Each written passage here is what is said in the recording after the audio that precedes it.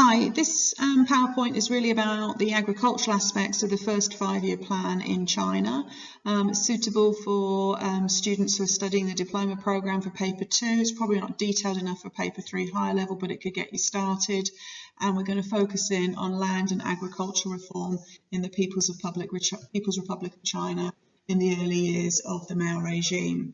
Now, of course, as you know, the Jiangxi Soviet was set up in the 1930s, and other liberated zones that were around China, parts of where communists had stayed during the Long March, and of course also Yan'an province.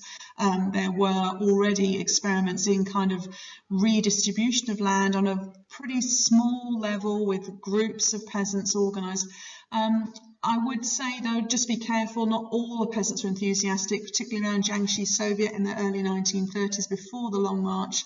There was some protests there, but overall it generally worked out fairly well for the communists, and particularly in Yan'an province, where they settled at the end of the Long March, things went pretty well in terms of early redistribution of land. So the point is that before 1949, the communists had experience of land redistribution. They knew that in general it was popular, and they also had developed some techniques and methods for going through the process.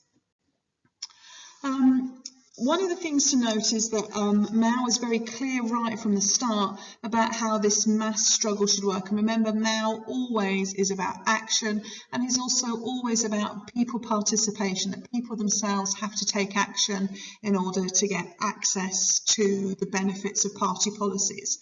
So this wasn't a top-down measure. The party didn't come and redistribute land to your village. It was something the cadres would move into the village, sometimes for weeks and for months, and gradually encourage the villagers themselves to organise themselves, the speak bitterness meetings, and then finally the land redistribution. So it is a top-down process, but it's done through participation and through the action of the masses, which, remember, is always central to Mao and his ideology moving into action. Party cadres moved into towns and villages to stir up trouble, and of course whole families of landlords were targeted, and also little landlords as well. And there was a pretty hefty development of violence at this time, action against landlords, and also other, local grievances that were taken out on those that were kind of in the kind of kulak-ish class, I suppose.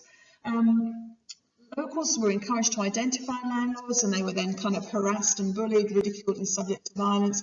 And this is part of bringing the class conflict to the countryside. And in general, this was pretty successful all across northern, eastern and southern China as well. At this time, though, the Communist Party are reaching out. Remember, in 1949 particularly, the Communists are not yet in full control of mainland China. They're still working to move into Tibet. They're still working to move into northwestern China. But in general, throughout the kind of large, heavily settled populated areas of China, things are moving very much towards a collectivization policy. By 1953, most landlords had been removed, and the class simply ceases to exist as a socio-economic. Of course, there were people that had been landlords. These have been absorbed now into other classes and have re-identified themselves. The collectivization process was done gradually, and perhaps with an eye on the experience of the Soviet Union in the 1930s, things had moved a little bit more methodically, and the first step was these mutual aid teams. They were formed of family groups of about 10, and in general, these were fairly successful in the early years of the first five-year plans.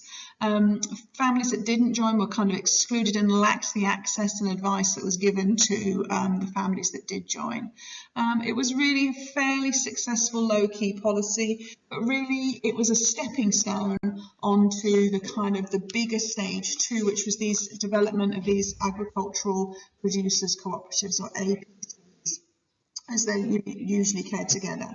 So as we said earlier, the mutual aid system, these MATs, was simple. It kind of involved the temporary sharing of labour and some capital equipment. Individual households remained. By 1954, these are now being reorganised into the APCs, which differ really in that the tools, the draft animals and the work is actually shared on a permanent basis. Cooperative members still retain the ownership of the land, but they secured a share in the cooperative by putting their plots in the common pool, and that's how it worked. This process lasts really for about 3 years, from 1953 to 1956, and by the end of 1956, the majority of the cooperatives were moving again towards another stage of collectivisation, which was the kind of the whole-on advanced producers cooperatives. Members now no longer earn an income. They are now based on the share of the land that they own, they're actually earning an income like a salary instead. The average cooperative size was about 170 families, about 700 people. And again, small private plots are continued to be permitted. So that's something else that carries on, and perhaps another good lesson there learned from the Soviet Union about the profitability of the smaller private plots. There definitely were some protests. There's evidence of that. There's evidence of the types of protests that had also occurred in the Soviet Union, if you're looking to make comparisons, livestock being destroyed, crops being overindulged in, that type of thing. But most historians agree that, in actual fact, the degree of collectivisation was achieved with much less turmoil than in the Soviet Union. But actually, just as in the Soviet Union, remember the whole point of this is to provide that capital, to provide an income for development of industry.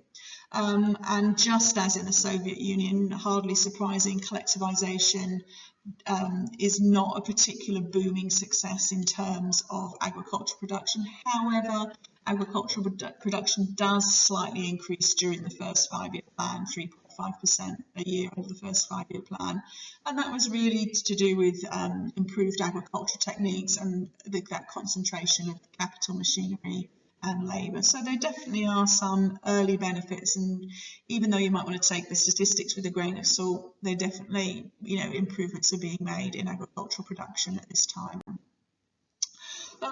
However, for a variety of reasons, the 1954 harvest is one of the worst that has happened, and this is also because of poor weather.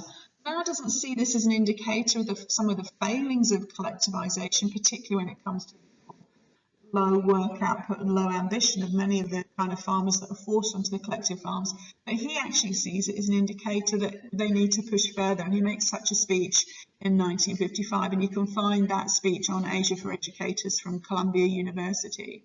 As you can see from the figures here on the slide, the number of people and families and households that are involved in APCs increases dramatically during this time period. And now, encouraged by all of this apparent success, claims that the full stage of collectivisation has been reached 15 years ahead of schedule. So very promising indeed there for now. Hardly surprisingly though, agricultural production doesn't really increase that much, and historians really do disagree. Of course, Zheng Chang, very famous for her Mao biography, comes out pretty much against Mao in the sense of collectivisation, but many other historians are also fairly sympathetic to what was going on. There's a new way of living now in the Chinese countryside, and the authority for collective farms was really kind of determined by national laws and the rules that were drawn up by the collective farm themselves. Each collective has a farm manager and a board made up of Communist Party loyalties. Apparently, or supposedly, they were going to be selected by election from members of the collective. The party certainly had a lot of influence in who those people would be. Generally, as you might realise, and again, if you're looking to make comparisons to the Soviet Union, these state farms are overwhelmed by bureaucracy, they're overwhelmed by administrators, and also perhaps some sort of less than committed work ethic from the farmers that are involved. And machinery, again, similar to the Soviet Union, when things broke down, there weren't necessarily the repairs or the qualifications to understand what was going on. But there definitely still is the idea of labour days, there's still the ideas of work, and there's still the idea remaining of some kind of bonus or financial incentive. So things really, I would say, go a little bit more smoothly than they do in the Soviet Union, and probably they are more intense, and there's certainly the big sort of showcase ones like Dachau, which you see the picture of there, involved a really high level of communalisation of the countryside. So this is really the first 5-year plan.